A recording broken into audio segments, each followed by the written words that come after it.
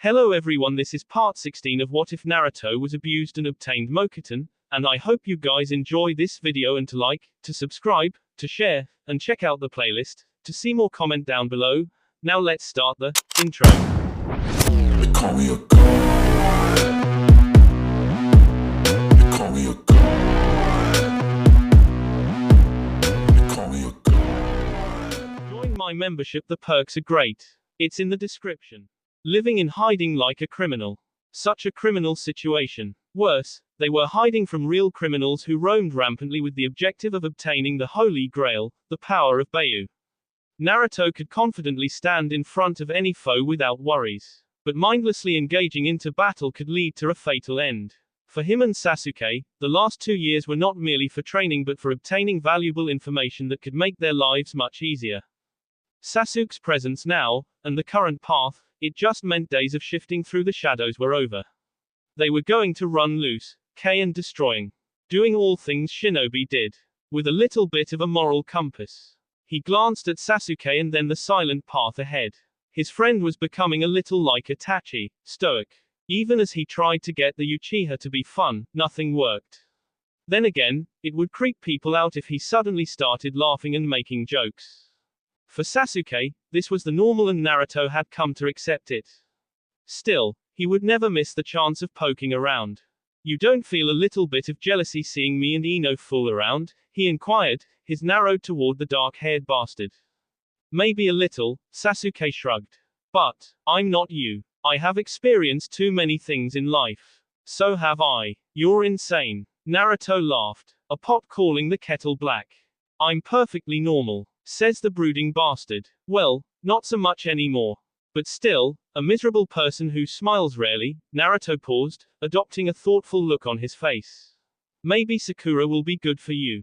She is the obedient type who'll do whatever you say. Unlike Ino or Karen. Ha ha ha, yes, Naruto smiled. Everyone can be bent over, Sasuke. The important thing is knowing what makes them tick. How do they react to certain words? Once you figure out that much, wrapping them around your finger is easy. I see why you discarded Shisui's eye. You make it sound like it's a bad thing. I learned that long time ago. Maybe it's something I picked from Orochimaru. But more importantly, I really wanted to understand people and why they do the things they do. He paused for a moment and then changed the subject. Akatsuki. Yes, I got the location of Kisame. Ah, your brother's former comrade, and a big fish, literally, Naruto replied. Where? Lightning. Most likely heading toward or coming from Kumo. The Hachibi has yet to be taken, so that must be the target, Naruto frowned. The Akatsuki had moved far quicker than he would have thought. Even without the Sanbi, they had continued on. They captured some easy targets. And he could be next. I guess I will have to look over my shoulder from now on. She has to go back to Konoha. We can't be dealing with the Akatsuki while you're busy fooling around. And she is not a fighter, wait. Remarkably, much useless than Sakura. That's my girlfriend you're talking about. And I have a feeling you're attacking my standards. Sasuke shrugged. I'm just surprised you chose a girl like that. She doesn't even try to claim to be any better. The heart chooses for you, Sasuke. Of course, I could have taken a logical decision. But sometimes, we must defy logic to be happier. You still talk about that. What is more important than happiness? The scheming you do when everyone is not looking. I'm not that smart. Yeah, you were not prepared to murder the feudal lord if you found that Danzo was controlling him and it couldn't be undone. A necessary measure that one, Naruto thought before bursting out in laughter. It's funny that I could have it. And even more, well, at least things will be interesting when we go back to Konoha. For you, are you going to be a recluse? No, Sasuke shrugged. Once we have removed the Akatsuki, I can finally start thinking about reviving my clan. And shifting toward Hokage. I fear for that, knowing your reasons are not so noble. Sasuke shrugged. I must protect the future of the Uchiha. It would be fine if you were there. Maybe I will, Naruto replied in thought. You're going to join Anbu. Yes, it's more suitable for me. And I move my own path. I don't want to move in the same direction as you. We will clash. Understandable, but I still cannot understand the reason behind eliminating every Uchiha. He shook his head. Shinobi villages are enemies that I may never fully understand. We are the same. But we can change how they operate, or at least Konoha. Indeed. That no more Uchiha massacres happen again. And no more Izu invasions. But you still won't tell me if that is what you really desire. In good time, Sasuke. In good time. Naruto replied. So, are we going to bully Kisame or just efficiently get rid of him? Efficiency. I want to see how quickly we can get rid of someone that powerful, Sasuke said. Naruto frowned. I would have preferred bullying him. I suppose we will make a stop toward Kiri afterwards. Konohagakure. Hokage-sama. Inoiki greeted Tsunade in a quiet tone. For the past couple of months, he has dreaded this meeting. For reasons known to both of them. Tsunade held her hands, her back pressed against the chair. She ignored the whispers of the paperwork and focused on the Yamanaka in front of her. I don't need to tell you why I called you here. No. Inoiki shook his head. It had been a difficult decision to permit Ino to leave. He'd thought she'd been gone for a year. He hadn't been willing. But the wife twisted his hand. What neither expected was the way in which Naruto departed. Not even Tsunade had seen this one coming, or Shikaku, who'd been busy with the blonde. For some inexplicable reason, Naruto and Sasuke had seen it fit to eat Danzo, and that was after breaking him out of his jail. The man was due for a well-deserved public E. Naruto made great contributions with both the Anbu commander and Shikaku in ensuring that there was smooth change in leadership. I cannot understate what he did for Konoha, even though it will never be publicly known that Danzo's humiliation was his grand scheme, but he has gone AWOL. Inoiki wouldn't agree with that. But that was not his call to make. As far as he was concerned, Naruto had made known of his desire to be away from the leaf. It was the how that was never discussed. And you have been talking to your daughter. I know this much. Tsunade rubbed her temple. The mess Naruto left for her. And his disappearing act. Not even Jiraiya could keep track of him. She doesn't tell me anything about where she is. Her letters just arrive randomly and never on the same method. But you can contact her. Inoiki shook his head. She talks to me. Tsunade frowned deeply. She needed to get a message to Naruto. He was seen around. In different places even, but no one in Konoha has come across him. Frustratingly, he see off the connection with the toads. And her letters do not give any indication of their whereabouts. No. I see. The Godime Hokage adopted a thoughtful look. You're dismissed. Unknown location. There was truly no haste in most the things Naruto did. Sasuke viewed this as being purposefully slow. He was certain, the only way to rush him was to inform him someone was on the verge of death. Yet, if he had the power to save them from the clutches of the death god, he'd not hurry either.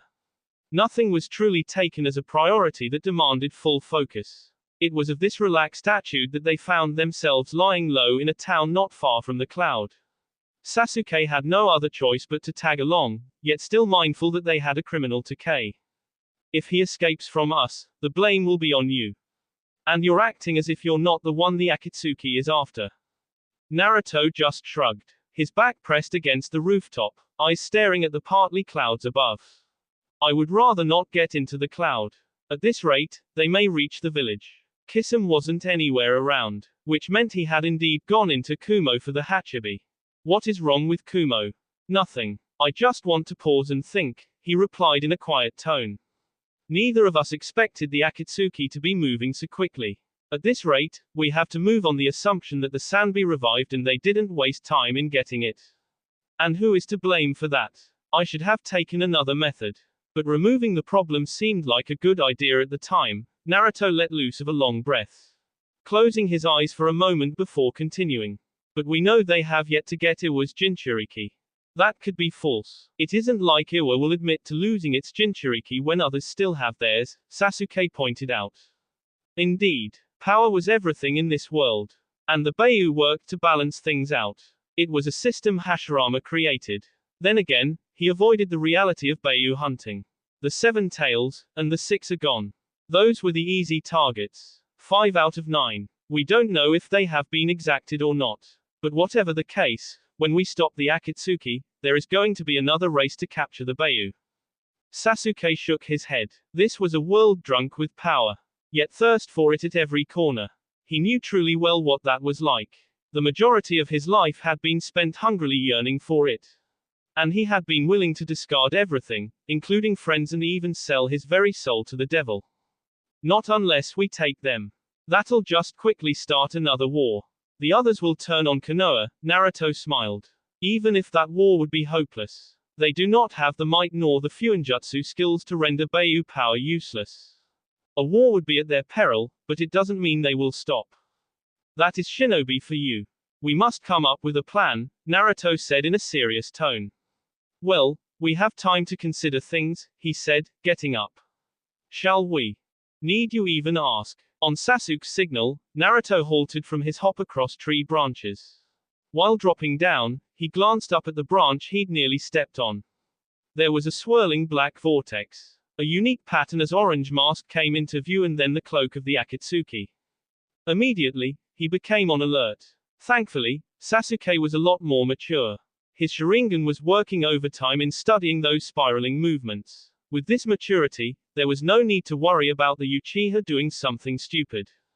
Sasuke Uchiha, Naruto Uzumaki, Obito started quietly, staring down at the two-leaf shinobi. At your service, Naruto replied with a slight bow, a smile on his lips. An unknown member of the Akatsuki. You were in communication with Itachi and he entrusted you with some of his tools. I highly doubt he never mentioned me. You're the man calling himself Uchiha Madara. The man who helped Itachi with the Uchiha massacre. Sasuke was glaring, but made no signal to attack. Obito only shifted his eye toward the Uchiha before turning his eyes toward Naruto. The blonde was supposed to be in possession of both Shisui's eyes. But he did not have those implants. Was he wasting that power? Obito could do with it. But perhaps in the eyes of Naruto, that was nothing compared to the power of Mokuton. The Uzumaki were truly gifted. Nagato used the Rinnegan as if it were his original eyes, and Naruto wielded Mokuton effortlessly. Whether he could reach the heights of Hashirama was irrelevant. Only Madara would hold interest in seeing that. Obito was only interested in the Kyuubi within him. Why are you trying to stop us? My life is threatened here, Naruto replied. You are Uzumaki, you're likely to survive an extraction of the Kyuubi. Your mother survived it, and since you only carry half of it, it is possible for you to survive, Obito said. I came here hoping we could talk for a little while. We have nothing to discuss with you. Sasuke was clearly in disagreement with Naruto. Obito ignored the Uchiha. His fellow Uchiha was nonetheless easy to read. His contempt and murderous intent were obvious. But Naruto was smiling. Yet, he may as well be staring at him, an expressionless mask. There was nothing to read. No intent at all. We seek to create a perfect world where, with the power of all 9 Beiyu, we can create a world in which both of you can live with your parents, Obito stated firmly. A world where you will not suffer. Naruto reacted by laughing. A perfect world. In reality, there is no such thing. Only a child believes in such fantasies. People are cruel. The world is unpleasant. People love and hate, suffer, inflict pain, and learn to care. That is being human. Flawed creatures who repeat the same mistakes again and again. Naruto spoke in a hardened tone, his chakra leaking. Perfection does not exist and will not exist. Despite everything, Obito was impressed by the output of Naruto's chakra. If he was the one wielding the Rinnegan, he'd be impossible to beat as Nagato was, if you didn't know his secrets. Talking to these two didn't seem like it was going to gain him anything. Not that he had any hopes. He could not make a threat of losing everything. Sasuke had lost everything. And Naruto had nothing. Struggle, fight us. But you'll realize your efforts will amount to nothing. He started disappearing. We will get the Kyuubi. Once Obito was gone, Naruto walked over to a tree, placed his hand on the trunk, and then it exploded. It was just a release of excess chakra. After a moment, he straightened up and then released a long breath before glancing at Sasuke. The Uchiha looked amused. Wipe that smirk off your face. It doesn't suit you. It isn't often that I get to see you riled up, the Uchiha said with a shrug. Especially in this situation. Shouldn't I be the one breaking things? Naruto was silent for a couple of moments before glancing up. Perhaps, that man was part of the Uchiha massacre. But I have a reason to hate him. Sasuke raised an eyebrow. That man is one that extracted the Kyuubi from my mother the day I was born. It is not a detail that many know. Not even Danzo knows exactly what happened. But for someone who is outside of Konoha to know this much and that I hold half of the Kyuubi, it leads to one conclusion. Seems far-fetched. Not at all, my friend. Naruto replied, starting to walk toward the destination. The Bayu inside of me recognizes that chakra. And it is not the chakra of Madara. One thing I know about the Kyuubi is that the only person it hates more than anyone, is the infamous Uchiha. And generally, all Uchiha, including you, he smiled. There are days it even tries to encourage me too. You seem to have developed a good relationship with the Kyuubi. Naruto shrugged. Not at all. I just coerced it into providing me information I knew it was hiding. After all, as a Jinchuriki, I know firsthand that Bayu is not just a beast of mass chakra, but an intelligent being that has lived longer than any human alive at this time. Dating back to the times of the Sage of Six Paths. Sasuke shrugged. Are you sure he is not Madara? Well, we are sure he is Uchiha and was involved in the tragedies of our lives. The important thing is that we must end him, Naruto said in a firm tone. People will think you're insane if you say things like that with a smile. But I am insane, Naruto smiled. What did you make of his jutsu? Space, time, yes. Strangely, it is like that of Kakashi-sensei. For Sasuke, Kakashi was indeed his sensei. After all, the Jonin trained him. And if Naruto could add, very expertly. I thought each Mangekyo had its own special abilities depending on the user aside from the normal abilities. Yes, I will ask him about it when we return to Konoha. There is word from Kiri that the Yondai Mizukage was being controlled by someone. He was crazy but people say that he was being controlled. The Sharingan can do that with Genjutsu. Which you seem to be lacking. I don't need it, Sasuke shrugged. Besides, we have Shisui's eyes, he glanced at Naruto. Where are you hiding those eyes? Karen won't tell me. Who knows? Maybe they are in my body. You know my eyes can see chakra, right? Naruto shrugged. You know I can use Fuinjutsu, right? I can see those marks in your body. But, it is only what you are allowed to see, Sasuke-chan. Fuinjutsu is able to seal off anything. So, if there is a seal on the palm of my hand, that has something in it, but not visible unless activated, you wouldn't be able to see anything, nor the Byakugan. Karen had a deep frown on her lips. A persistent person was following her. Even if she hid, he just kept on her. For a week, she had been dodging and ducking him. But no more. If she was faster, she would have been able to dodge him. But she didn't train. Neither did she have the stamina or a P to keep running. In fact, she was annoyed more than anything. When the person finally appeared in front of her, she stared hard and then sighed. Can't you just leave me alone? I'm surprised you're not with them, Jiraiya said to Karen. He then narrowed his eyes. You're a censor, aren't you? What gave me away? It is obvious. I also knew an Uzumaki who was also a censor. He shook his head, clearing the image of Nagato. Where is Naruto? I don't know. Karen replied with a shrug. She didn't even want to know. Those two will work. Only if Sasuke was around, then, yes. But when Naruto was with him, he only focused on his friend. Besides, she was saving herself from being forced to train. Naruto had already forced her to manifest chakra chains. And he did so in brutal fashion. She hated the bastard for it. In fact, if he got crippled in his battles with the Akatsuki, she would bully him.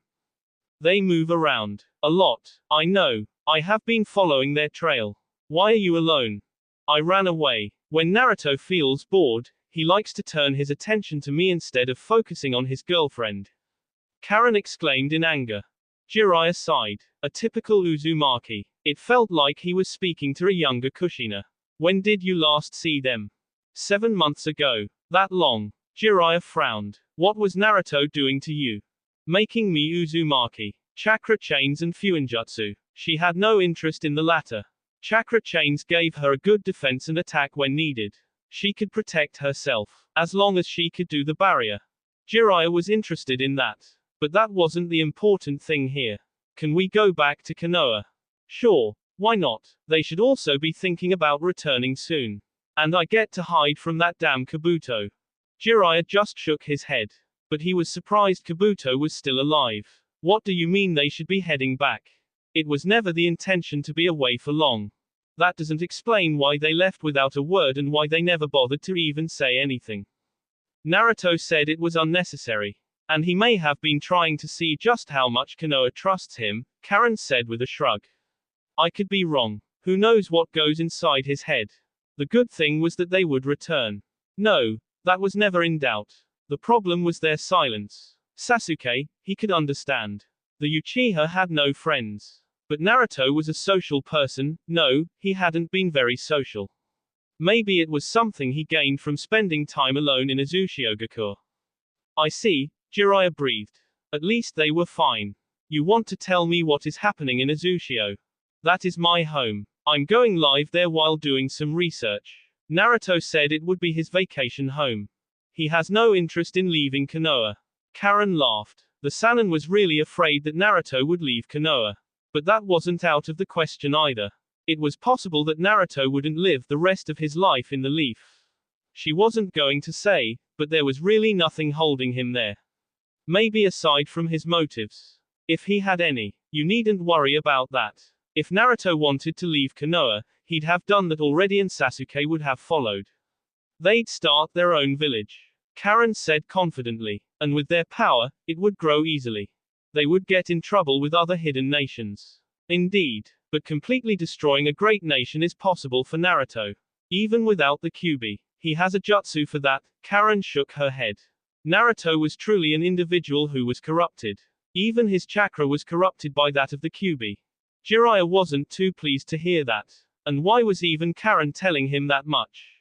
Aren't you afraid you're telling secrets? I tell no secrets. Naruto doesn't hide his jutsu. Hello Kisame-san. Naruto greeted with a wide smile, waving his right hand casually. Kisame stopped walking, narrowed his eyes a bit. The Kyuubi brat and Itachi's younger brother. He had been warned they would come for him. But he didn't think they would come while he was running away from the Raikage. This wasn't so bad, maybe he could have some fun. The former Kirinin brought out his sharp teeth. I didn't think my former target would come before me. Former, you were my assignment before Itachi departed the world of the living, the Akatsuki member replied casually. I see, Naruto nodded twice. Well, then, I want to test out a couple of things and then we take your head. But I really just wanted to bully you. Kisame laughed. Yet there was something in the blonde's eyes that told him that he wasn't joking around. Itachi had stated before that he was not sure both would be enough to catch the blonde. He always thought it was his former partner giving his respect to a strong shinobi. Looking at him, it was apparent, the blonde was no brat. In fact, his mere presence caused his skin to tighten. He could feel the words D. Small gusts of winds across his face and the blonde was suddenly in front of him. Fast. Deadly fast. What the hell are you doing, Naruto? What? We agreed we would deal with him quickly. We will. Besides, can't you see? He is running. He mostly likely is being pursued by Kumo shinobi. That doesn't matter. Damn brat, Kisame thought mildly. Even though he had caught him by surprise, he wasn't making any moves. Had he attacked him then, he would have surely landed a hit. But now he even dared to look the other way as if he wasn't in front of him. He felt disrespected by this mocking. Kisame grabbed Samehada and in a quick swing, launched the sentient sword across Naruto's head. The sword only hit the air as the blonde disappeared once more, out of thin air and away from his raider. Kisame grinned. He was impressed. The blonde hadn't been looking at him. And that was no ordinary speed. There was a technique he used to escape his sword. Standing where he'd been standing a moment ago, Naruto faced Sasuke. You're really no fun. Can't we play around a little? You're the one who told me you didn't need pointless battles against weaker opponents. It's pointless, Naruto stated firmly. I don't like bullying the weak. But give me a minute. That is all. I just want to check how well I move, he said, taking giant steps toward Kisame. Here we go, Kisame-san. And then, he was suddenly gone. Kisame twisted around while waving his huge sword effortlessly as he sensed the blonde behind him. But once more, his sword hit the empty space the blonde had once occupied. Naruto landed behind Kisame silently and held out his right hand. He quickly formed a Rasengan and took a step forward before the Akatsuki man could even turn around. He tried, but Kisame jumped away, avoiding the blow to the back. Not fast enough, eh? Naruto asked himself. Another approach then. Without warning, he lunged toward Kisame. The man reacted to his lunge by taking a step forward, swinging his sword horizontally. Kisame's eyes narrowed when he felt something. His eyes narrowed toward the blonde's right hand, while still in swing. He didn't mind the pain. A buzz of electricity and Kisame tensed. He'd been so focused on Naruto, he forgot about the damn Uchiha. Genjutsu? He asked, glancing behind to see Naruto. But not from me, Naruto replied, he said pointing at Sasuke. The damn Uchiha snuck in, he said shaking his head. I just showed you what is going to happen in the next 10 seconds, Sasuke said, a bit arrogantly with his Mangekyo Sharingan spinning hypnotically. Kisame found it amusing. You're getting involved, has the minute passed already? Naruto asked, pulling the sword of Kusanagi from Kisame's shoulder. I didn't have the patience. I see, Naruto replied, clapping his hands. Mokuton, wooden encasement. Kisame was on alert when wooden pillars sprouted from the ground, all around him. They had marks, written explode on them. He didn't wait to become trapped inside to see what was going to happen to him. He leapt into the air, to avoid being caught. The jutsu stopped the moment he jumped. Watching Kisame jump, Sasuke focused on the Akatsuki man. Amaterasu. The jet black flames ignited around Kisame's upper body. Kisame didn't cry, but the immense heat that pummeled his body and forced him drop Samehada. He knew there was nothing he could do to extinguish the flames. After all, he'd seen him from Itachi. But the moment his feet crashed to the ground, he clapped his hands. Suton, water prison. He did the jutsu on himself, encasing himself in a bubble of water. But it did not help. The fire kept burning, now eating into his flesh. Was this his E? To his relief, the black flames suddenly disappeared. Although burned badly, Kisame tried to reach out to his sword to absorb his chakra, but a foot stomped onto his right hand. And then everything went upside down. When I said quick, I didn't mean it like that, Naruto said, glaring at Sasuke. Casting Amaterasu is cheating. You're out once you get hit, and avoiding the flames is an impossibility for 99% of the time. Sasuke shrugged. This was his ace. The one jutsu he could always rely on when he was out of moves. What bothered him was that he's shown it too many times to Naruto that the blonde developed a Fuinjutsu to negate the flames, but of course, with a bit of suffering. Even I can sense the presence of those coming, the Uchiha said in a firm tone. We need to move. Needless. They most likely have a sensory type of shinobi with them. Besides, we didn't expend that much chakra to be worried about fighting, Naruto replied nonchalantly, sealing Kisame's head in a scroll. We are not the same, Sasuke stressed those words. Indeed. But things would be less interesting if we were the same, he said. He tried picking up Samehada, but the sword spiked him, causing him to drop it. Ah, it doesn't like me. Maybe it sees that you are rotten and not the saint you portray yourself to be. Good one, Sasuke, Naruto replied with a laugh. I'll just seal it away without touching it. I think it will make a good gift to Kirigakure. You is giving that away. Of course. I have no use for it. And it does belong to Kiri, Naruto replied with shrug, turning his eyes toward the direction of Kumogakure. Within a second, three figures landed a good distance away from them. Naruto jumped towards Sasuke, standing on the Uchiha's right side. The Raikage and a man named Darui. The other one Naruto didn't know. Raikage-sama, he greeted the Yondaime Raikage with respect. I stared at both Naruto and Sasuke and then Kisame, or what remained of him. It didn't look like a battle had occurred, and yet, Kisame lay there, at least what remained of him. The two had certainly taken out the Akatsuki member. Naruto Uzumaki and Sasuke Uchiha, the Raikage said calmly. He should not forget, these two had subdued Tsunade. It was a weak village, but they had done it, and that had been 2 years ago. They were surely far stronger now, and would be good additions to his village. You two handled this quickly, the Raikage acknowledged. We apologize, but he didn't have that much in him, Naruto said in a casual tone. And sir, we just see him up. Sasuke glanced at Naruto and suppressed the urge to roll his eyes. His friend was saying those words on purpose, and his posture was meant to express some thought. Without Amaterasu, things wouldn't have been that simple. But it didn't mean Kisame would have had a better chance. Far from it. Sasuke was going to admit to anyone who deserved to know. Naruto was a monster. Those were the thoughts he had as he looked at the blonde. He was even purposefully leaking his chakra, and he was sure the Raikage could feel it. He'd thought B was a monster in terms of chakra, but he was nothing compared to that person. It was wrong for a human to have that much chakra and still be holding in more in the form of the 9 tails. This was really wrong. That man tried to kidnap my brother. I demand his head. That isn't possible, Raikage-sama. Naruto's whole mood changed. A stern look settled across his face. Not possible, I asked calmly. You refuse. Quote. See, A ordered the censor. You two have been away from Konoha for 2 years, and although Konoha's position is that you were permitted to leave for training, the village is looking for you. And, come with me. Kumo will welcome you with open arms. Naruto laughed at this. Same way you tried to welcome my mother and little Hinata. Kumo's thirst for power truly is unmatched. You try to steal from others and Iwa destroys whatever it feels threatens it. And here you are, running after a criminal because he attempted to steal your brother. The organization has already stolen from you. And narrowed his eyes dangerously. He was not ashamed of looking out for his village. He was the Raikage after all. You should be careful, Sasuke said to A. The Akatsuki has more powerful shinobi. They will come again for the Hachibi. If you two can handle one of their member like this, then they can't be that powerful.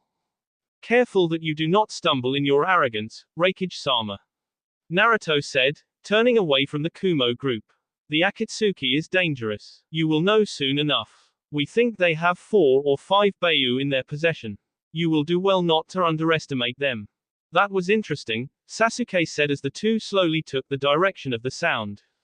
I think no, it is only natural for anyone to think of such an action. Besides, the Raikage does love bloodlines. Naruto replied with a shrug of his shoulders. We already have a problem with him. He is going to be the first one to go hunt for Beiyu once the Akatsuki is removed from the picture. Indeed, Naruto nodded. He felt some discomfort over this situation. But there was no fleeing from it. He had to ram into it on full throttle, otherwise, he would make up the numbers. For him, his future and the desires of his heart, he could not afford to blink. The Akatsuki had to be removed, even if it caused a problem. There was simplicity in hiding. The world was huge after all. But he would not tuck his 9 tails and flee.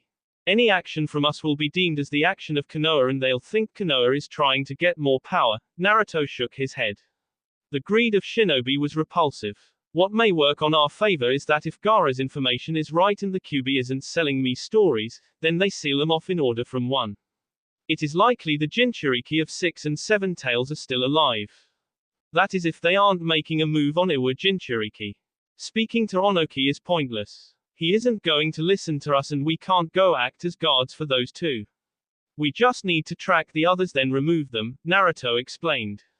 And get a little bit of money. I may not even do unnecessary missions after this and you'll get funds to get things ready for little Uchiha brats. Sasuke shook his head. You've been that interested in money. Money is power, Sasuke. You have money, you control people and nations. How do you think Gato was able to nearly control the wave? How did the wave even protect itself? It was money. The feudal lords keep reign on hidden villages even though the latter hold all the military power because they have money. Just pieces of paper had that much value. Sometimes, it surprised Sasuke just how much Naruto knew and understood about how things worked in this world. The entire structure and the system of shinobi. The work of the 5 Kage. Everything, Naruto had that information, and yet, never seemed like he wanted to apply it.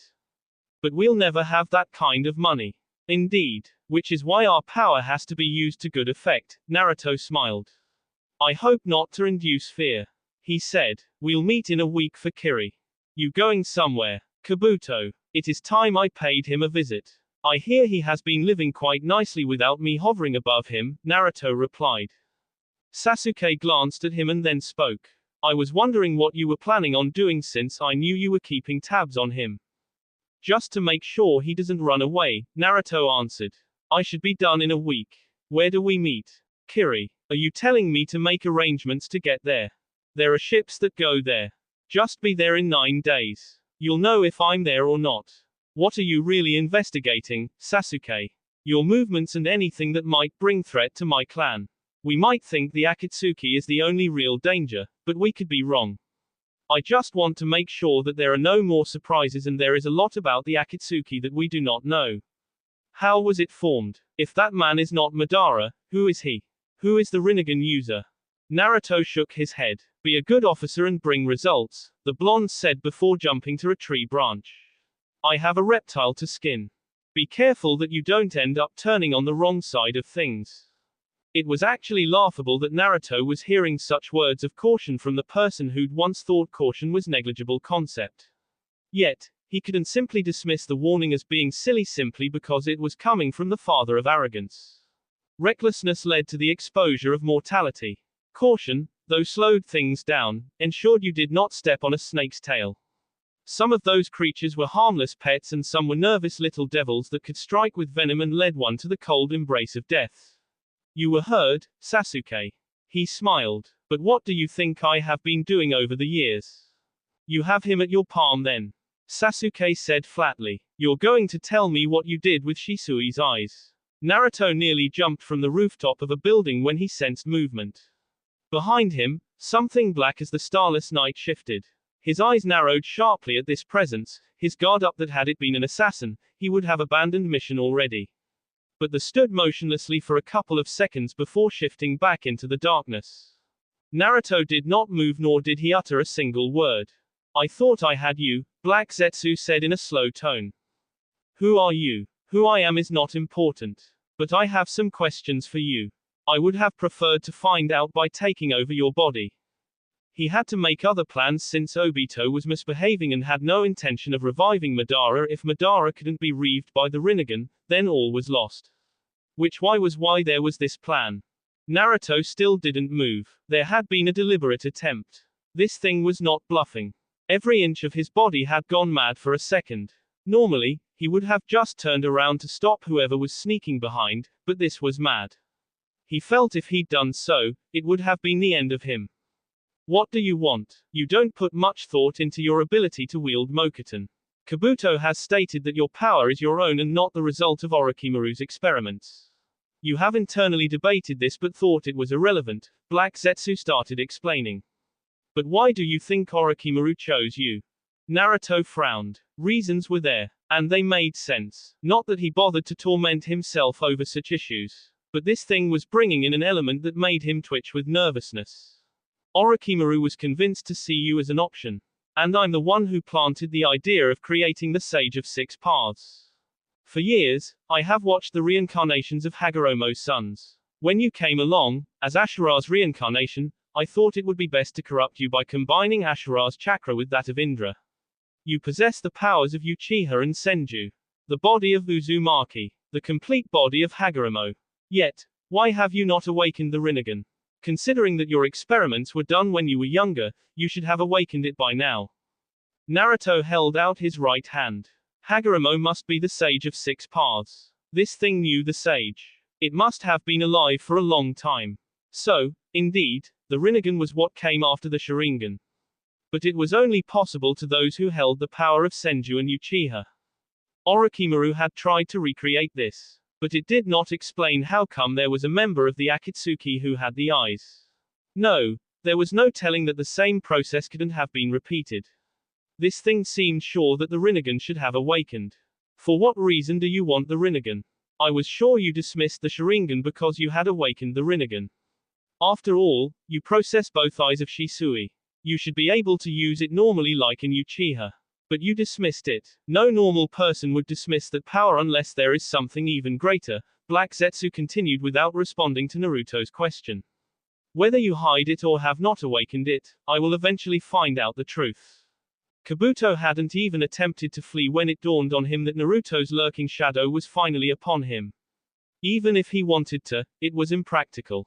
After all, the blonde has always been lurking for the past 2 years. It has always felt like the eye of God was watching his every move. There was nowhere he went that he didn't feel as if he was being watched. He sat down, on the throne that Orochimaru once cherished as the emperor of his hideout. Reviving his old master had been an option. But he dared not. It would have been cruel for him to bring his master back to life. While he was confident in his master's power, he had come to learn, Naruto was extraordinarily gifted. It was just not in raw strength but in genius to make even someone like his master wish he had remained D. The years have revealed this much to him. Not everything was hopeless though. There were options he could explore. But that all depended on the whims of Naruto.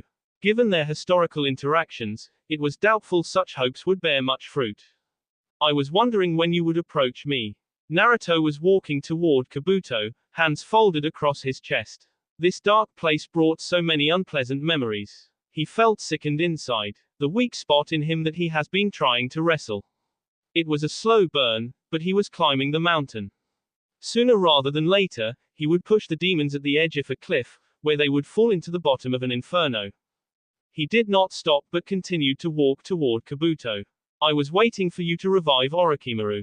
He seemed certain that you would revive him. The cursed seals contain parts of Orochimaru-sama's soul. That is one way he can be brought back, Kabuto said. I had contemplated on reviving him. But when it became apparent that only a cruel fate awaited, I chose not to. Honestly, Kabuto was afraid. Naruto's eyes were just deathly cold. His footsteps may seem slow but they were gigantic leaps that echoed into his heart, leaving it in a heap of quick beats. But he didn't let it show. Oh, so that is one way to bring him back to life, Naruto said with a slight nod. Get out. He said such words with simplicity. To Kabuto, they were compulsion. An order from the emperor he could not refuse. He knew what was needed from him. He immediately stepped out of the throne and permitted the blonde to sit. The blonde was looking down on him, as if he was some insignificant creature that could be squashed like a bug.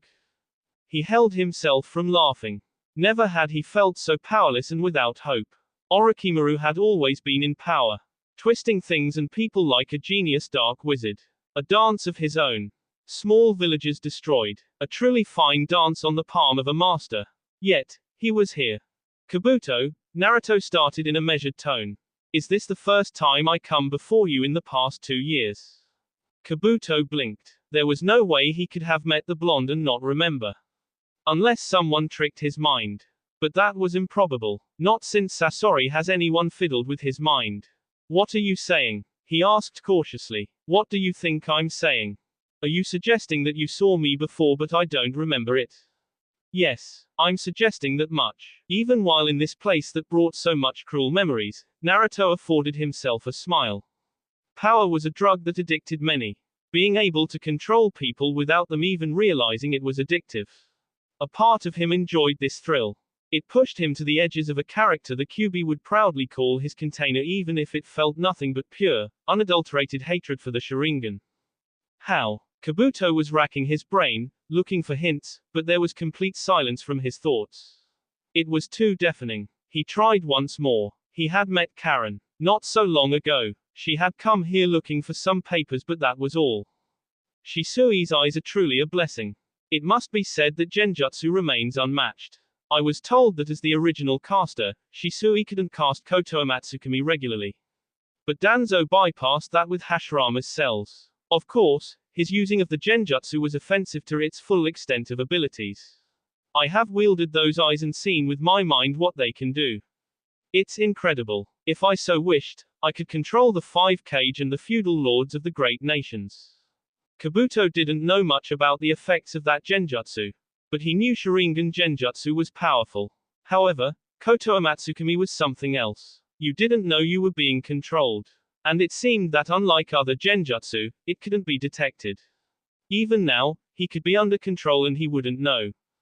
He became nervous at the thought. Was Naruto saying he was under the Genjutsu? It wasn't unthinkable. Could it be why he didn't revive Orochimaru? Could it be why he didn't try by all means to get away?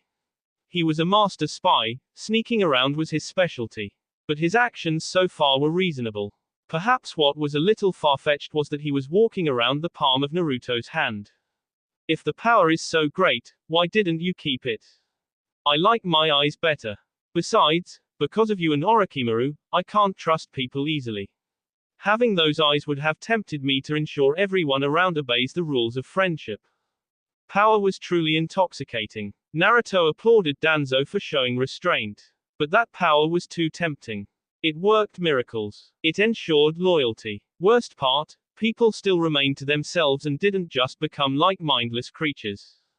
Itachi would have liked to give an order to Sasuke. Protect Konoha. It would negate all thoughts to the contrary. And for the rest of his life, Sasuke would have lived to protect the leaf without even realizing if it was a suggestion from the outside. He smiled. And he had that power. Am I under the genjutsu? Yes. Naruto replied flatly. I wasn't going to let you continue to move freely. Besides, the secrets my body holds need to be safeguarded. Those words hard brakes to Kabuto's racing thoughts. Had it been a physical race, he would have caused a deadly accident. It was true. He had gathered every shred of paper that referenced Naruto from every hideout of Orochimaru. The reason was that he wanted to see where they had gone wrong with Orochimaru. At least with other test subjects. I can be of use. Indeed, you are a very useful person. Your knowledge, even expertise in medical ninjutsu is something. But anger and hatred trump reason. He had tried to deal with it. But each time he thought of Kabuto, he just remembered those miserable days. Kabuto's annoying voice telling him to just relax and that struggling was going to make things worse, with Orochimaru's perverted giggles from the shadows. That was a nightmare for him. He laughed. To be honest, Naruto smiled. I'm actually afraid that I may go back to that position again. Even with my power, I'm afraid. That is why, Kabuto, you need to It was Kabuto's turn to laugh. A rational fear, but it was nothing strange. Even Orochimaru did have his own fears. Yes, powerful that. Whenever I think of you, I have those flashes. I try to work around it, but I really cannot accept your existence. You're not saying that with hatred. Naruto shrugged. I don't really hate a lot of things. I'm happy with my life. But you're a nuisance. He then stood up. The mind is a beautiful thing. It can be triggered to act or bring up certain hidden commands by certain movements. Kabuto felt gusts of winds and Naruto was in front of him. He didn't know how the blonde did it. But it was like he teleported in front of him. It was by no means a normal speed. Curious. There was something wrong here, Kabuto thought mildly. Why was he not trying to escape or even fight? Was he really under control? He was just presenting himself to be K and he didn't think that was wrong. You could say I teleported but not really. In fact, it isn't that fast. The fact is that I disappear and then appear somewhere. What do you think? My natural affinity is wind. You felt the wind, didn't you? Maybe it depends on the degree of elemental control. An ice user can completely turn their body into ice. For a brief second, I can disperse my body into wind. Only for a brief second. I can't do it continuously. But I can. Naruto stared into Kabuto's eyes. I apologize, but I must make you suffer this way. You must die slowly, and I can see it so that I have the peace of mind. You really are pathetic. This dark voice within, talking to him mockingly.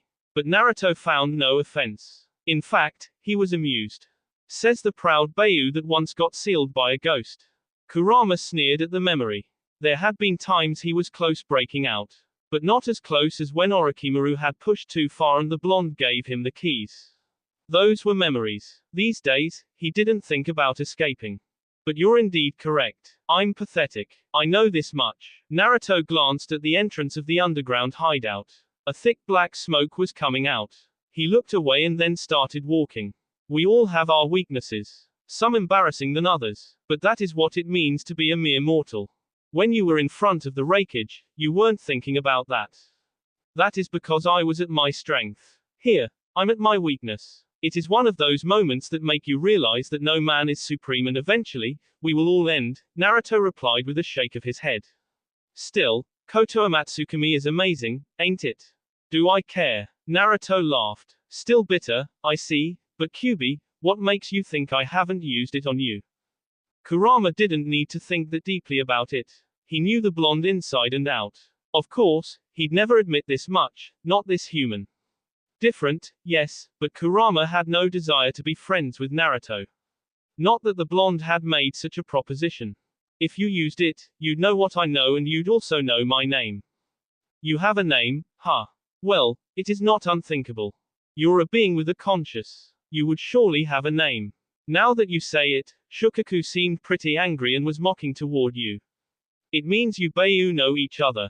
But where you come from, that is the issue.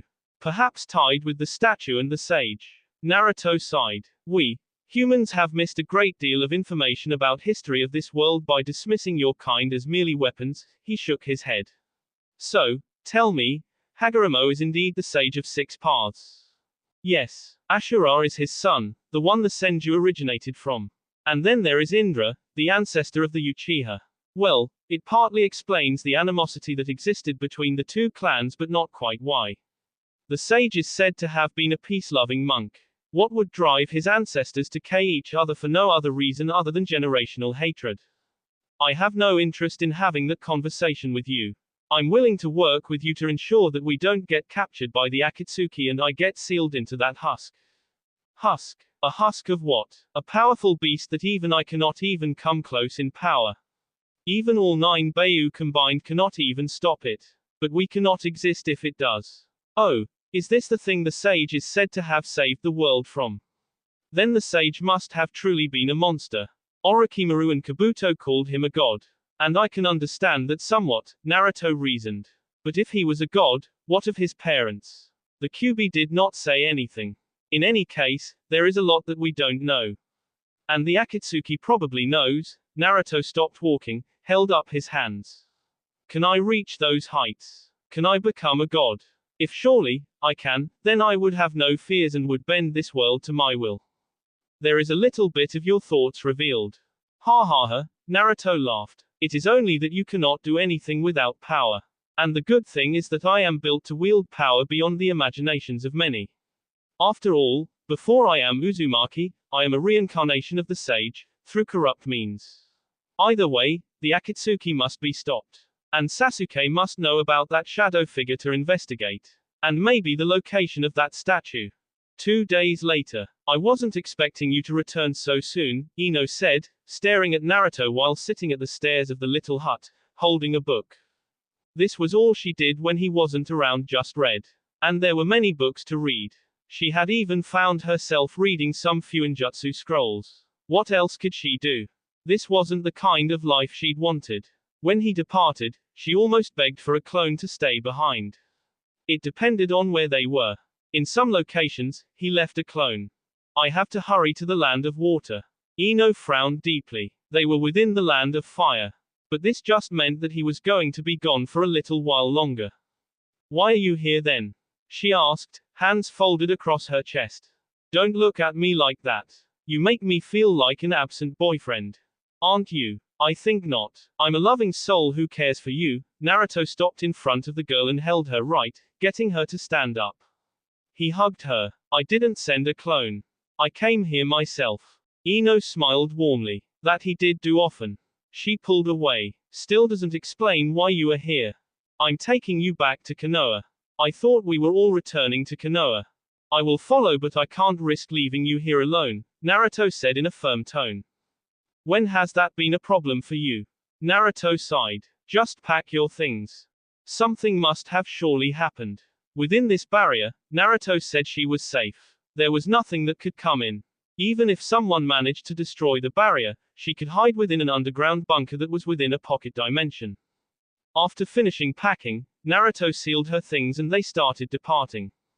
She was heading back to the Leaf, her beloved home. She was going to see her mother, her father, the flower shop and that big-headed Sakura, and her teammates. 2 long years she'd missed those friendships. You can dance if you like, Naruto said to the girl with an amused tone. Forgive me for being happy to finally see home. She huffed and puffed. Are you going to greet everyone? Naruto shook his head. No, I'm just escorting you. If the world was safe, I'd let you leave alone. If it wasn't safe, you'd let your girlfriend walk miles alone. Naruto smiled, held up his hands. A wrong choice of words, he said before shifting behind her. Oof. Ino squeaked when Naruto suddenly picked her up, holding her bridal symbol while looking at her lovingly. Focus ahead. You want to hit a tree. Naruto. We'd fall together. And that would be lovely, he said quietly. There is a bit of a serious problem that has arisen and I need you to be safe. I can take care of myself. Ino folded her hands after Naruto put her down. You're going to be doing more than just hunting down members of the Akatsuki. I did think something like this would happen because Sasuke kept coming in and going over the past year. Naruto did wish she was a little stronger. This world deemed those weak. Those in power dictated the terms. Yeah. If you were stronger, you'd join us. He smiled. Yeah, right. I don't think anyone will reach that height. It would only be suicidal. She frowned thinking about Sakura. From the do-nothing, complain-a-lot girl, she'd become dependable. But whether she could be of use to the two was another issue. Naruto didn't require a medical shinobi with him.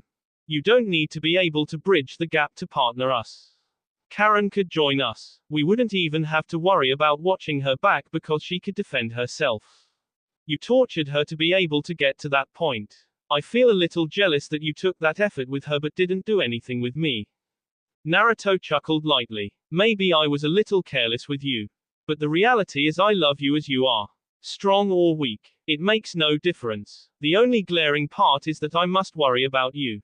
Even I worry about you when I should be worried about those you engage in battle. That is only natural. We are people. We will always worry for those we love. Even if he was God, someone who cared for him would worry. Already thinking about how you're going to rub it in Sakura's eye how it was nice being with Sasuke. I wish. I can only sympathize with her.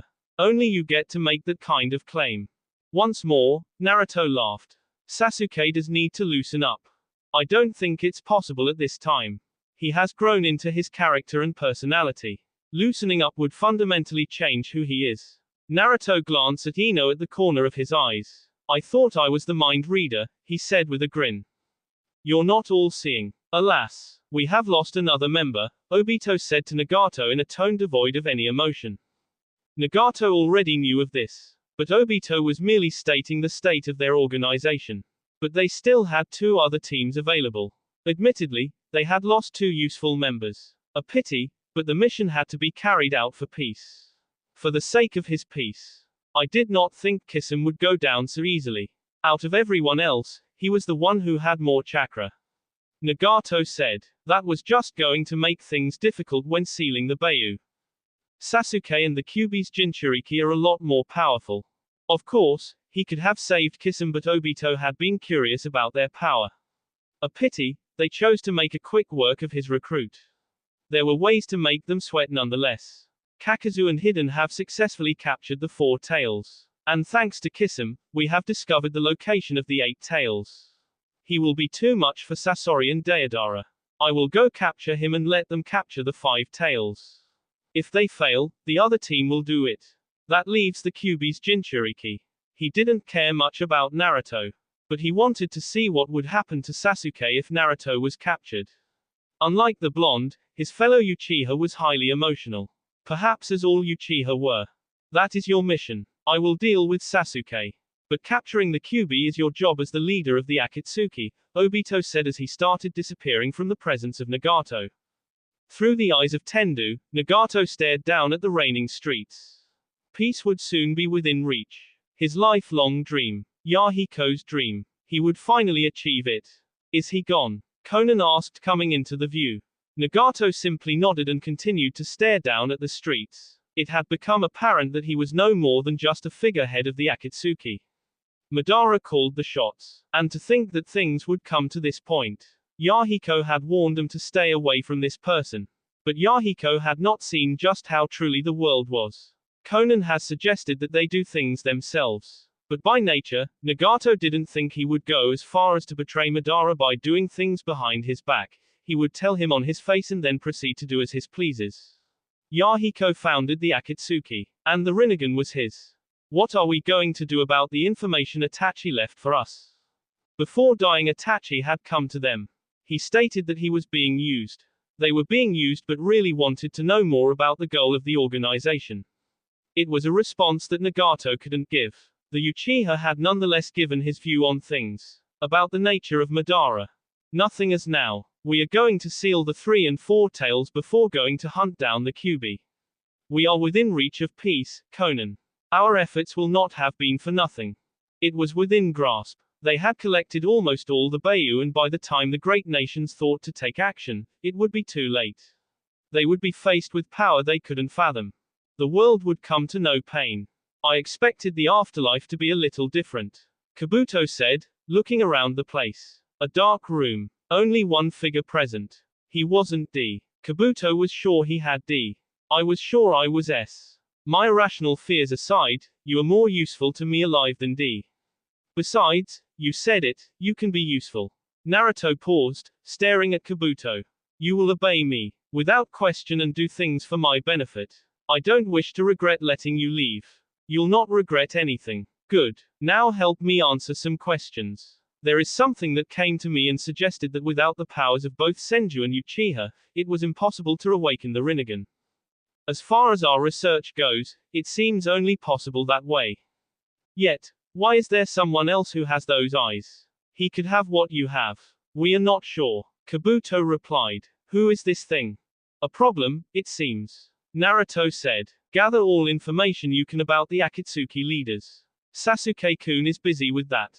I thought you would have me busy with your other duties. What do you know about my other duties? Kabuto laughed. Nothing. You have your job. Do it and get back to me. You're late. Naruto glanced at Sasuke and then at their surroundings. They were surrounded by a thick mist. You'd get lost easily in this place. Then again, this was indeed the village hidden in mist. Still, it was no wonder the mist has been out of touch with other villages lately. It was far too remote compared to the other Great Five. And to think Haku and Zabuza came from this village. I apologize, Your Majesty. Naruto said, glancing back at Sasuke. I had to stop back and send Ino to Konoha. You went to Konoha. I stopped closer to the village. I didn't go. Naruto shrugged. What made you do that? Things are more troubling than I thought they'd be, Naruto replied. How are we getting inside? Stealth, or we are walking through the gates? If we were walking through the gates, I wouldn't have sitting here. Not need to be nasty because I matter you waited for a couple of hours, Naruto said with a stare. How secure is this village? Secure enough. It isn't much easier than Iwa and Kumo. Sasuke stood up and led the way. Did it have anything to do with that Uchiha? Yes, but to a less extent. I had a visitor who knew me very well. A visitor that was not human. He spoke about the Sage of Six Paths and other things with unnerved me. Like that he was the one who manipulated Orochimaru into taking me, Naruto said in a serious tone. What do you know about the Uchiha ancestor? Which one? I can't be talking about Madara.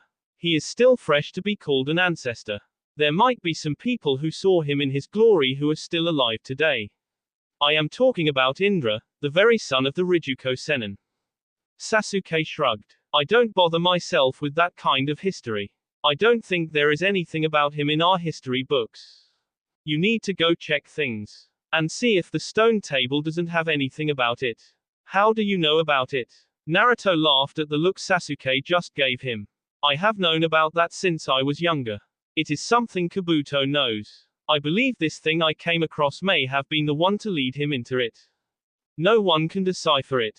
The Mangekyo Sharingan can decipher it to some extent, but it is said another Dujutsu can decipher it. The Rinnegan. Then Kabuto didn't decipher it. But it begs the question of how he came to know about it. I don't know if he knows its contents, but he knew about it. Naruto paused, gathering his thoughts. This thing knows about the sage. And it said it wanted me to awaken the Rinnegan. For what reason, I do not know. The statue, or the Gedomazo, as the Kyuubi calls it, is related to the sage.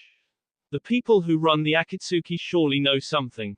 What is concerning is that we might be dealing with powers we cannot even imagine. Sasuke was a little skeptical. But he was not going to dismiss the idea when Naruto was saying it. What do you mean by that the thing was not human? Exactly what I said. Not human. It is not a beast or some creature. But it isn't human. There are many things that we do not know. And many things we must know. Judging by its reaction, the Kyuubi also doesn't know. It also said something that was concerning. For some reason, it can control my body. I don't know how, but it tried to get the jump on me. I believe it requires contact, and it seemed certain it could control my body. One thing after the other. It looked like whatever the Akatsuki was planning was something rather complicated than it looked. And what was the purpose of the Rinnegan? Admittedly, the eyes were special. It hurt his pride saying they were the ultimate Dujutsu. But simply saying the Sharingan was superior was being stupidly arrogant. I'll look into. Sasuke said. Jiraiya took Karin back to Konoha. Inconsequential, Naruto shrugged. She is your only Uzumaki family, and not to mention, She has a loudmouth. And holds a grudge against you for forcing her into training. Are you not afraid she will not say things just to spite you? She is not petty and will not say anything unnecessary. He was confident of this much. He came to a halt as he could see the village coming into the view, even despite the mist that clothed it. Lead the way. Surely, you know how to sneak in. Konohagakure. Ino flinched while looking at the Godime Hokage. And Anbu had collected her from her home. There were no questions asked. Just that she was needed by the Hokage. Before she left, this woman hadn't been made leader yet. So, who could blame her not coming to report? Besides, why would she report back when she hadn't said she was leaving the village? That wasn't an argument she was going to make to the Hokage. All kunoichi report to the Hokage. You don't get to leave this village without my permission. And you dared to and then have the audacity to return and then go home without telling. If she got into trouble with this, Ino was going to blame Naruto. He was the one who made her go with him. And why was the Hokage angry? Her father should have passed on the message. It wasn't like he just woke up one day to find out she had disappeared. Ino would never do that to the parents who loved her. Not to her dearest mother.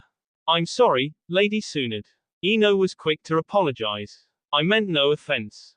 Tsunade snorted and pushed her chair slightly. Who did you return with? Naruto. Where is he? He said he was going to Kiri. He didn't want to come here but left me at a safe distance and said he would watch until I was through the gates. Ino replied fondly. Do I look like I'm smiling? No, Hokage-sama.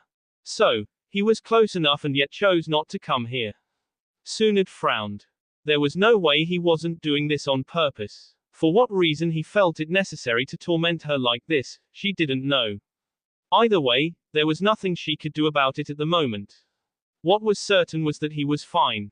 The fact that he brought this girl back home meant he was indeed planning to come back, as Karen had said. Did he say why? I didn't ask. Why not? Ino shrugged. I don't ask everything he does. What is he going to do in Kiri? Is Sasuke even with him? Ino shook her head. I don't know. But yes, Sasuke will be with him in Kiri. They had left together for something, but he came alone. Hunting members of the Akatsuki, Tsunade shook her head. The organization was busy doing the damage. But none of the great nations seemed to have the AP to do anything against it. Perhaps it was because they didn't see the danger. But again, even Konoha didn't know the motives of the organization. Maybe Naruto and Sasuke did know something.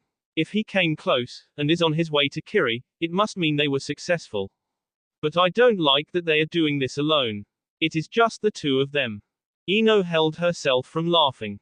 The Godime Hokage clearly didn't understand just how powerful those two were. She would understand eventually. One thing was certain, neither wanted to be constrained by rules of the village. They couldn't do as they please while in the village. Perhaps that was why they didn't want to return, just yet. Something funny. No. Ino put her hands on her mouth. Those two are far more powerful than how Lady. I know just how powerful Naruto is. Tsunade see off Ino. She had been close to him after all. No experienced I could look at the blonde and underestimate him even if it defied logic. What are they specifically going to do in Kirigakure? Something to do with their Jinchuriki and the Yondai Mizukage. Ino shook her head. I really don't know. What do you know? Tsunade snapped with a stare. Sorry, she apologized for snapping. You're excused. But I want a report before the day ends. What you were doing and where you went. Karen isn't forthcoming with the details and only says things she isn't asked. Karen is here. Why are you surprised? She didn't have any intention of returning. She is going to leave, that is if she hasn't already, Tsunade replied with a shake of her head and then waved her right hand, dismissing the blonde. After Ino left the office, Tsunade heaved a long sigh. At least there were signs that Naruto was going to return. But the fact that he came close and didn't bother to come was alarming. It said many things, one being that there was nothing for him in this village. But it couldn't be helped. This village has not done anything for him. He has come to its rescue and has said that he would always be there if it was humanly possible. She couldn't question his loyalties. Not after everything he has done. Are you going to just sit there? Tsunade departed from her thoughts and glanced toward the window with a look of annoyance. You know I enjoy watching you, Jiraiya said with a grin on his lips. Yeah, I don't want to court death by doing something like that, Jiraiya said with a wince, remembering a young Tsunade beating him to an inch of his life. So that is the girl that chose Naruto. At least, some blondes reply to the love of others. His would remain unrequited until he kicked the bucket. A poor end to the legendary tales of the galactic sage of Mount Myoboku. Yeah. Tsunade nodded. She is either a good liar or Naruto does keep her from his activities. Most likely kept her out of it for this reason. Jiraiya said. But I am more concerned about the Akatsuki, and that has always been Naruto's concern. Even when the old man was still bedridden, his main concern was the organization than Danzo. The organization poses a threat to his life. Tsunade pointed out the obvious danger. That may be true at first glance, but there is more to it. We will find out eventually, the sage said. I'm going to camp at the harbor and check the ships coming from the water. But you need to warn the other Kage about this. We don't want to take action when it is already too late. But what could be their motive? Maybe those two know. That was a possibility, but Jiraiya wasn't going to bet on it. I have also received information that the leader of the Akatsuki might be located in Omegakure. I want to go there. But I first need to speak to those two. Don't even think of going to that village alone. It has been closed off since the Civil War, and I've heard that any spy who goes there doesn't return. Obviously, if the leader of the Akatsuki is there, he is someone very powerful. Mind you, even Orochimaru of all people joined that organization. The worst and most powerful find haven there. Tsunade shook her head. It is too dangerous for you to go alone. Despite the circumstances, Tsunade lowered her voice. I don't want to lose you, Jiraiya. The Sannin grinned, but then quickly wiped it off, looking outside as he spoke. We will all eventually meet our end. There are many failures, but I want to be able to leave something behind. That is why I don't want to die yet.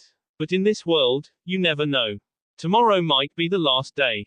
Don't talk like that. Ha ha ha. Jiraiya barked. I will speak to those two and see if they know something. If I get them at least. By what I got from Karen, they have been tracking the movements of the organization and finding out what they can.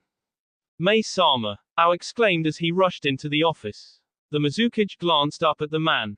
No matter how many times she told him never to just budge into her office, he never listened. What if a potential husband had been on his way to propose when Ao walked in? It better be something important, she said in a threatening tone. Ao paused for a moment before getting rid of his thoughts. 2 shinobi from Konoha have infiltrated the village. May frowned. She didn't have any relationship with the Leaf. The last she heard something about the village was that a civil war nearly occurred when there was a gamble for the seat of Hokage. Then again, that was a powerful seat. You gained command of the most powerful army in the shinobi world, and she wasn't joking around. If the Leaf had mad leaders, it would certainly redraw borders as it pleased. But the current Hokage was one of the Sannin. She was a medic and, as far as she knew, a good person. So why would Konoha shinobi infiltrate Kiri? What are they doing? Well, that's the thing. Ao scratched his head. They sneaked in and had something to eat. Now they are just walking about the streets. May felt like hitting the man for making her worry for a moment. If they didn't bother to hide themselves, then they obviously didn't infiltrate. Then again, you never knew with shinobi. Who are they? Naruto and Sasuke. The two who forced Tsunade to subdue. Now that was concerning. They had obviously sneaked into the village for some reason. And just because they were not hiding didn't mean they didn't have bad intentions. Bring them to me. Immediately. If they refuse, I will come. Hi. You cannot even think that this is the same village that was once called the Bee Mist. Naruto said, looking around the peaceful village. He remembered the grim story Zabuza had narrated to them in an attempt to scare them. Things change over time, but it has recovered well. Though, I doubt they have the many bloodlines they once boasted, Sasuke replied. A casualty of war, Naruto shook his head. It is nice and remote. Away from other troublemakers. It is a good place. Do you really think the former Mizukage was being controlled? We came here to confirm this much. I don't like the odds. If indeed he was, then we can narrow the suspect lists. But that worries me, because if that Uchiha is behind this, then we have him in 2 tragedies within Konoha and Kiri. For what reason? Does it matter? It just confirms that we need to deal with him quickly. Sasuke stopped, sensing movement. They are finally making a move on us. A henge should be been done. We would have had more time to see the village with our own eyes. Sasuke shrugged. That would have made them come to us sooner. Besides, you're not the kind of person to hide. Your chakra would have given us away. We also have our history. My idea of a henge was based on this reality. People become scared when overwhelming power just shows up at the door. But it does seem that the general population don't know anything. Which is good for us. 4 shinobi flashed in front of them, causing them to halt in their movements.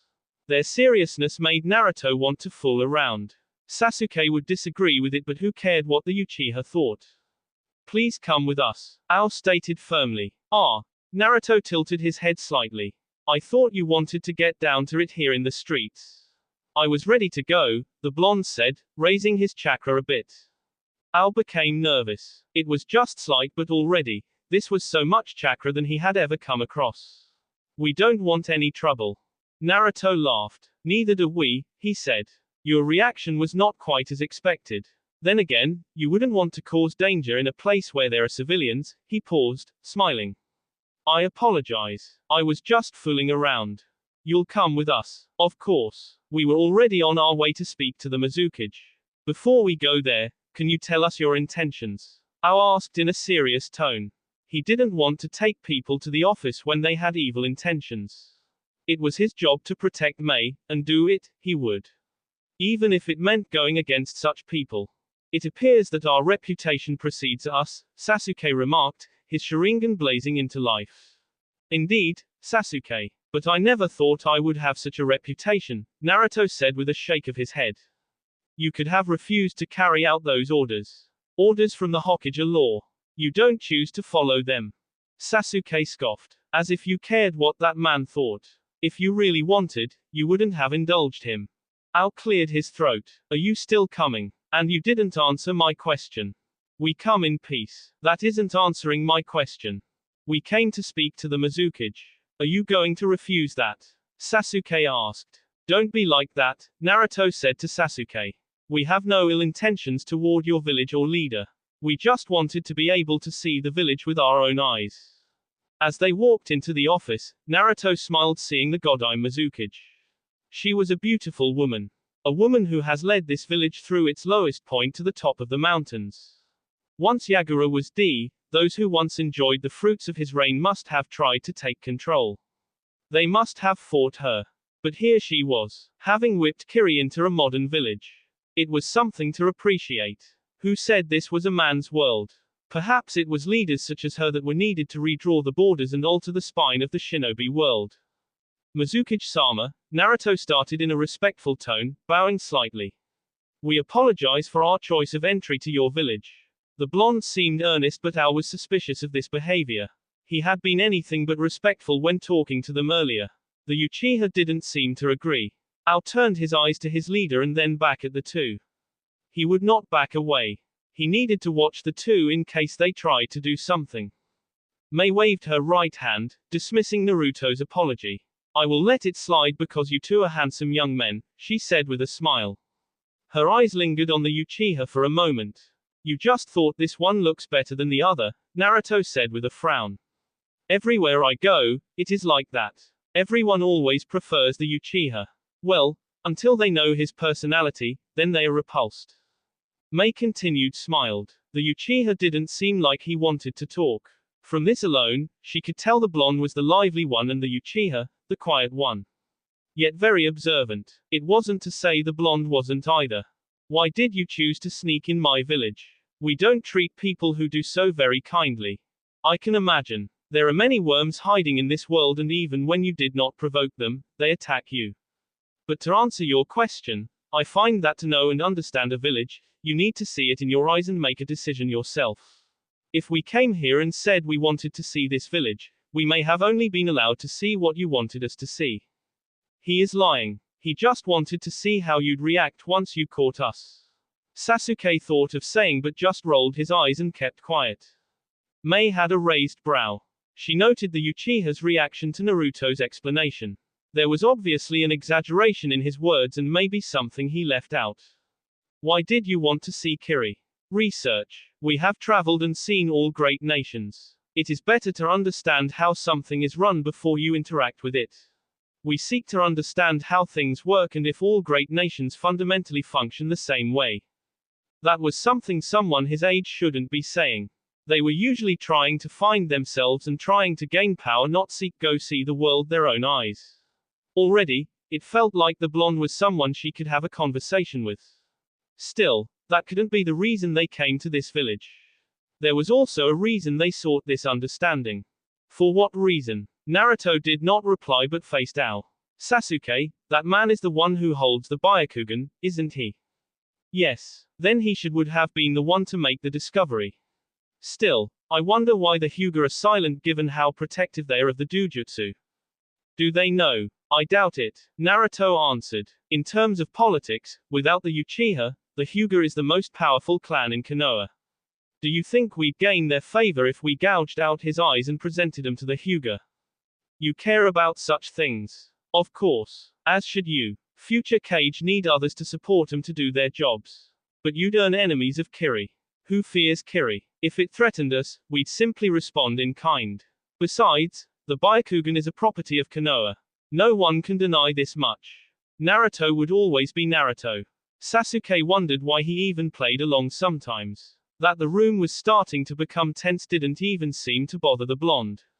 It would be fair to say he even seemed oblivious to it. But it was Naruto. He wasn't that ignorant. You would openly talk about such things in front of me? Mei asked with amusement. She didn't think he was serious. But maybe he was. I like to see how people react to certain things. You know someone when they're outside of the comfort zone, Naruto shrugged. We came here for 2 reasons. Mei didn't appreciate the fact that he had chosen to ignore her earlier question when he had been willing to share things earlier. He made her curious and then shut the door. She wasn't going to try to force it open. It was better to indulge these 2 and then send them away from her village before they caused unnecessary troubles. I'll ignore that you avoided my question. Let me indulge you. What are the reasons? It was only them that Sasuke spoke to her. His tone stern, just fitting his expression. We have been searching information about the Akatsuki and trying to track down Jinchuriki. We know Kiri's other Jinchuriki was captured by the Akatsuki. We want to warn you that the organization is dangerous and is planning to do something dangerous. Importantly, we have come across information that suggests that your predecessor was being controlled by a genjutsu. We came here to confirm this much. Sasuke turned to Ao. If there was foreign chakra, the Byakugan should have seen it. Ao glanced at Mei looking for permission. Once granted, he responded. Yagura was indeed being manipulated. I know genjutsu mind tricks. I have faced Uchiha in battle after all. Any guess who and why? No, but Yagura didn't need manipulation to be crazy. He had been crazy even before, Mei said with a shake of her head. For what reason do you ask these questions? Naruto didn't have any intentions of answering that question. But maybe it would be disrespectful to the Mizukage to state so. We have been investigating activities of the Akatsuki and those within the top of the organization. This question came up, Naruto explained in a measured tone. As you might already know, I am a Jinchuriki. So, the movements of the organization concern me. But not only that, the organization's goal could destabilize the foundations of the shinobi world. We still don't know what their end goal is, but collecting all 9 Beiyu can't be anything good. We always have to think of the worst possible outcome, Sasuke added. Konoha shinobi acting on the Akatsuki and these 2 didn't seem like they were acting on orders of the Hokage. Given the way they were doing things, it was likely they were doing things on their own. They didn't even wear Konoha headbands. She could write to the Godime Hokage about this. Mei leaned back to her chair. It wasn't that they too had been ignorant of what was happening outside. Her shinobi were trying to retrieve Utikaka. But what could anyone be trying to gain by all these movements? Obviously the balance of power was going to be affected. What was concerning was that some great nations appeared to be dismissive of these threats. How many do you believe they have collected? 5 Iwa is still safe. Kumo has lost 1 and you have lost both. Mei shook her head. We received word that Iwa lost 1 of their Jinchuriki. The Tsuchikage and Raikage are fighting over it. Naruto was surprised. This must be something that occurred recently. Did it happen while they were dealing with Kisame? Or moving to this nation? It was concerning. It was only a matter of time before they made a move toward him now. You didn't know about this. Sasuke shook his head. They are moving far quicker. We have to act with speed as well. In fact, lingering around here won't do us any good, Naruto said to Sasuke before taking out a small scroll. We came with gifts. We were thinking that we could talk more about it, but it appears there is no time for that. What gifts? Naruto glanced at Sasuke, and then created a clone. The clone took the scroll. We apologize, but we must depart. We have to make a report to Konoha. Obviously, this has gotten bigger and the village needs to be appraised. No doubt you will receive a word from the Hokage. Please excuse us. My clone will chat with you for a moment. Mei glanced at Ao, who nodded, seeing no threats. You may leave. Thank you and a pleasure meeting you, Mizukage-sama. Naruto bowed slightly and then turned away along with Sasuke. Once they were gone, the clone spoke. Mind if I sit? Please remain standing. Safety issues. The clone sighed. It is sad not being trusted. But then again, I could be here for nasty intentions. Either way, I would think the Byakugan being around would make you a little comfortable. I have learned that the all-seeing eyes do not see everything. Indeed, nothing of humans is absolute. There will always be a surprise, a weakness to be exploited. But that is how life is, the clone stated before throwing the scroll toward Ao. We kiss him and want the bounty you have placed on his head. Are you bounty hunters? The clone laughed at this. Money is important. We are shinobi, but we still need money. Some matters cannot be resolved with fancy words and raw power. You need to eat and care of other things. If you don't have money, you end up just taking such things, thus turning into criminality. This is merely taking advantage of a system that has been created. Besides, my original did say he brought gifts, didn't he? I'm listening. Within that scroll, the sword that Kisame stole is sealed. And the sword that belonged to Zabuza. We have returned them believing that they rightfully belong to this village. You are not going to sell them to me but give them and yet want to collect the bounty. Now, that would just be greedy. Even in a world that is not defined by good morals, we must always make a good distinction about what is right and wrong. Besides, there is nothing wrong with earning a good standing with you, the clone smiled. It is not exactly goodwill, but we cannot be too naive. Mei laughed. You're extracting a good measure of your efforts. You get the bounty for it, it is the money you need and nothing more. If it was just about money, you'd sell them somewhere. Surely, you'd get a good share of money. What kind of favor are you buying? If I said I'm not buying anything from you, you would not really believe it. After all, the word of a shinobi means nothing. But just know that I merely wish for you to remember that I once did good. That was a little amusing. But Mei was fascinated by Naruto's words. He understood the nature of the shinobi world, and didn't shy away from stating it out. What kind of a clone is this? You may as well be speaking to the original.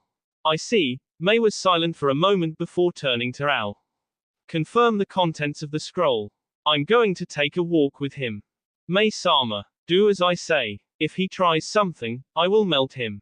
I'm kind of unnerved by the simple way in which you said those words. Mei smiled. You need not worry if you're not going to try something. Well, I'm just a clone, the clone shrugged. Follow me. The clone followed the Mizukage out of the office. The loud streets of happy people minding their own business. Respects being paid to their leader. A world that didn't know Naruto Uzumaki. He was always at peace in such surroundings. But you couldn't get too comfortable living in a world that did not know you. You are the son of Konoha's former Hokage. You use Mokuton. And when the real you was standing before me, I could tell that you are a powerful shinobi, Mei said in a serious tone. And that is when excluding the power of the Kyuubi. Most Jinchuriki make the mistake of not training their own skills and simply depend on the power of their Beiyu. But looking at it, it is reasonable from where they stand. I leave that power for when I have no other options, the clone explained. You're curious, with all that power, what does Naruto wish to do with it? Yes, I am curious. That is something the original can answer. But there are many options available. With power, you can do whatever you want. The great nations have symbolized this much. Why don't I like the sound of that? I'm sure the other Kage won't either. The splashes of water on the boat did nothing to boot Naruto from his thoughts. He held more information that everyone else in the Akatsuki didn't have. And surely, those within the organization sought to maximize the goal without anyone ever knowing the danger that lay ahead. If a Bayou like the Kyuubi that proudly boasted about its power feared what would come out of the Bayou hunt, then everyone had a reason to be worried. It wasn't a matter of trying to protect his fragile existence but the dreams he had. Naruto debated if he had any interest in the security of the shinobi world despite actions he has taken. Perhaps he did something on whims and because he could. Or maybe he told himself he didn't care about the world because he was attempting to appease his pain by setting up a mask of detachment. Reality was nonetheless a cruel awakening and he had to face up to it. He glanced at Sasuke and then back at the water. Rarely did he have some serious moments. Perhaps there was the glaring and now outmost truth in that the Sanbi had revived and there was nothing stopping the Akatsuki. If they took one from Iwa, they were going to take the other. Hunting down members of the organization seemed fun when they were not this active. It is pointless to look for them now. Very soon, it will only be you and the 8 tails. We have to go for the head. But we do not know anything about the powers of the leaders. We already know there is word that the leader of the Akatsuki is in a megacure. But even if that is the case, I wouldn't willingly go there when I do not anything. We may as well be walking into a death trap. After all, there was no one who could say they knew what was happening within the rain. The village was closed off, completely. To say it was in a bubble was false. Bubbles could burst. You even saw what was within a bubble. But Am was locked in a seemingly impenetrable fortress. We wouldn't be in this situation if we had taken action back then. But you were too interested in finding out the goal of the organization. Errors in judgment. He was not God. He made mistakes, even though he did like to admit he did carefully think some things. But he didn't foresee this future. Maybe prophets would have seen such. But he was a mere mortal, guided by his wisdom and limited knowledge of what was before him. He could only plan as far as the eye could see. Surely, had they rescued Gaara, things would have been different. We didn't know there was this danger. Naruto sighed. We have to focus on what is ahead of us. You don't want to go to Am. I won't deny that, but it is only because I know I don't have to go to the leader. He will come after me. He blinked, thinking. Maybe getting rid of the remaining members was not a bad plan. It would make the leader to him in person. Maybe we should go ahead and do as we were. It will force the leader to come to us. And there is still Madara to think about. But that one deserves special treatment. Naruto smiled. Indeed, he does. Jiraiya should have some information. I will go back to Konoha and inform them of things and see what they have planned. The 5 Kage can no longer just fold their hands. But even if they do, it does not mean the end of the shinobi world. They are not the only ones with power to make things happen. You really have a low opinion of the 5 Kage. They also have low opinions of everyone below them, Naruto replied with a shrug of his shoulders. You should take Karen to make things quicker. I don't need her. Who am I to argue? I have been making mistakes, it seems. You know best, Naruto said. How do you suppose Madara wants to achieve his dreams? He spoke of a peaceful world of perfection. How does overwhelming power get us that? And he didn't deny that such a pipe dream was not possible in this shinobi world. Yet still persisted with his thought. It doesn't matter, we just have to crush those dreams. If there was an error in Sasuke's programming, it was that he only sought to crush those he viewed as enemies without any attempt to understand things. It was this attitude that made it difficult for him to understand people. He was helped because he was smart and could read situations. Don't be impressed with fireworks, Sasuke. Understand what made the fireworks, and you can make fireworks of your own.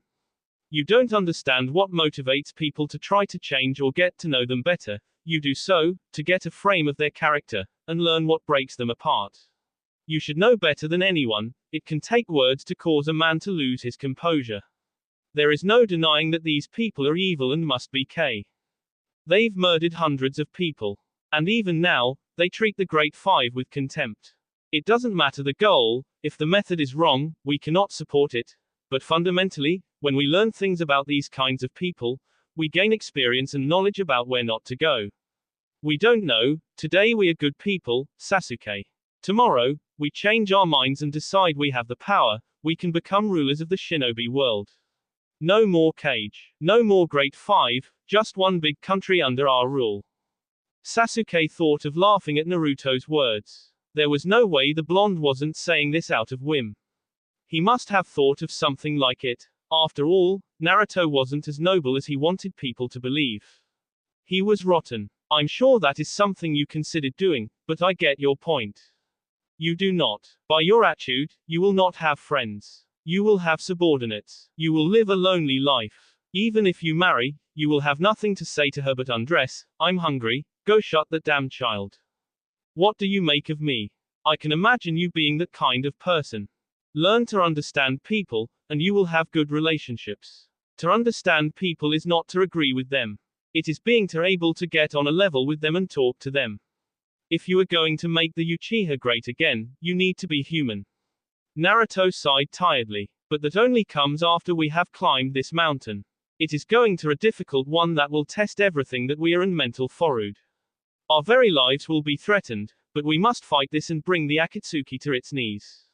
I have a question, Sasuke started in a serious tone. If the Akatsuki gathers 8 Bayu and it is possible for you extract the Kyuubi and continue to live, could we use the power for our end? You want the other great nations to turn on us. And the people in Konoha would not agree. Kage are not elected by people. Once they step into power, they shake the village on their whim and anyone who disobeys that rule is guilty of an offense. It is the same thing with the Yondai Mizukage, and Rasa. Even Baki didn't think that Suna had the capacity to fight Konoha, and he was the village's strongest jonin, and yet when his Kage spoke, he followed. But there might those who will disagree, and a civil war occurs. That can be handled. I am saying a Kage has all the power. If we are Kage, and decide to keep all that power, then Konoha has decided and others can complain. But we have power, they can be made to toe in line. You are hardened and have yet to value human life. You lack experience, and knowledge, hence you say such things. It isn't outrageous. But, Sasuke, learn to love, and you will see the world differently, and you will think of it differently. Dictators don't live long, he paused for a second. But neither do good people. Naruto laughed. My point is moot. Well, when you lack argument, such things happen. That will be all for this video. Be sure to like, subscribe, share, and comment down below for more videos. Goodbye.